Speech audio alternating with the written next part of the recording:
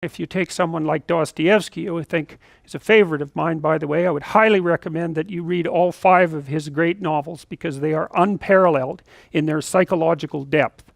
And so if you're interested in psychology, Dostoevsky's the person for you. Tolstoy is more of a sociologist, but Dostoevsky, man, he gets right down into the bottom of the questions and messes around. Transformative reading. Anyways, Dostoevsky's characters, this character named Raskolnikov is a character in Crime and Punishment, and Raskolnikov is a materialist rationalist, I would say, which was a rather new type of person back in the 1880s, and he was sort of taken by the idea that God was dead and convinced himself that the only reason that anyone acted in a moral way, in a traditional way, was because of cowardice. They were unable to remove from them the restrictions of mere convention and act in the manner of someone who rose above the norm. And so he's tortured by these ideas. He's half starving. He's a law student. He doesn't have enough to eat. He doesn't have much money, and so he's not thinking all that clearly either. And he's got a lot of family problems. His mother's sick, and she can't send him much money. And his sister is planning to engage in a marriage that's loveless to someone who's rather tyrannical, who she hopes will provide the family with enough money so that he can continue in law school.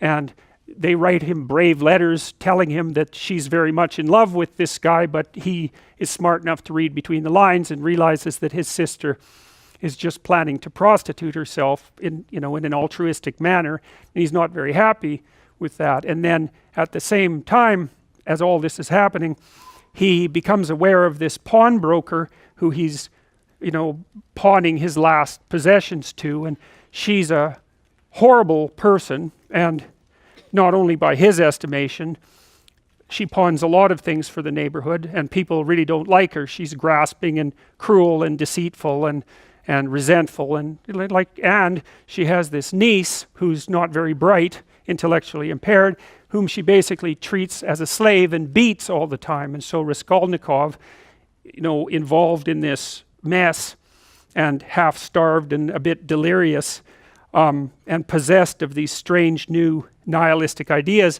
decides that the best way out of this situation would be just to kill the pawnbroker, take her wealth, which all she does is keep it in a chest, free the niece, so that seems like a good idea. So remove one apparently horrible and useless person from the world, free his sister from the necessity of this loveless marriage, and allow him to go to law school where he can become educated and do some good for the world. So one of the things that's lovely about Dostoevsky is that sometimes when one person is arguing against another, or when they're having an argument in their head, they make their opponent into a straw man, which is basically they take their opponent and caricature their perspective and try to make it as weak as possible and laugh about it, and then they come up with their argument and destroy the straw man and feel that they've obtained victory. But it's a very pathetic way of thinking. It's not thinking at all. What thinking is when you adopt the opposite position from your suppositions, and you make that argument as strong as you can possibly make it, and then you pit your perspective against that strong iron man, not the straw man, and you argue it out, you battle it out. And that's what Dostoevsky does in his novels. I mean, he's the people who stand for the antithesis of what Dostoevsky actually believes are often the strongest, smartest, and sometimes most admirable people in the book. And so it takes great moral courage to do that. And in Raskolnikov, what he wanted to do was set up a character who had every reason to commit murder, every reasonable reason, philosophically, practically, ethically even. Well, so Raskolnikov goes and he kills the old lady with an axe. And it doesn't go the way he expects it will, because what he finds out is that post-murder Raskolnikov and pre-murder Raskolnikov are not the same people at all. They're not even close to the same people. He's entered an entirely different universe. And Dostoevsky does a lovely job of describing that universe of horror and chaos and deception and suffering and terror and all of that. And he doesn't even use the money, he just buries it in an alley as fast as he can, and then doesn't want anything to do with it again. And anyways, the reason I'm telling you all this is potentially to entice you into reading the book, because it is an amazing, amazing book. But also because you might say, well, is what happened to Raskolnikov true? Are the stories in that book true? And the answer to that is, well, from a factual perspective, clearly they're untrue. But then if you think of Raskolnikov as the embodiment of a particular type of person who lived at that time, and the embodiment of a certain kind of ideology which had swept across Europe and really invaded Russia, and which was actually a precursor, a philosophical precursor to the Russian Revolution, then Raskolnikov is more real than any one person. He's like a composite person. He's like a person whose irrelevancies have been eliminated for the purpose of relating something about the structure of the world. And so I like to think of those things as sort of meta-real. They're more real than real. And of course that's what you expect people to do when they tell you about their own lives, about their own day. You don't want a factual description of every muscle twitch. You want them to distill their experiences down into the gist, which is the significance of the experience. And the significance of the experience is roughly what you can derive from listening to the experience that will change the way that you look at the world and act in the world.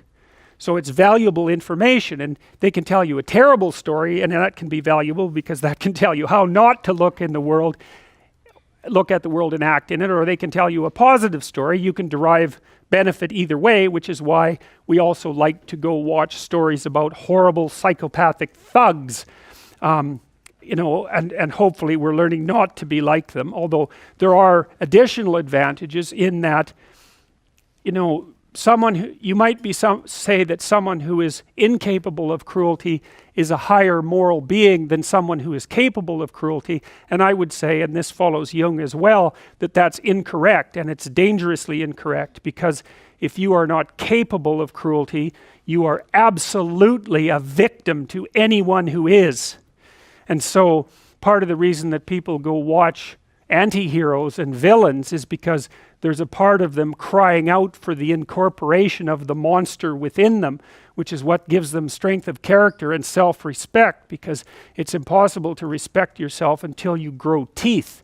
And if you grow teeth, then you realize that you're somewhat dangerous, or maybe somewhat seriously dangerous, and then you might be more willing to demand that you treat yourself with respect and other people do the same thing. And so that doesn't mean that being cruel is better than not being cruel. What it means is that being able to be cruel and then not being cruel is better than not being able to be cruel.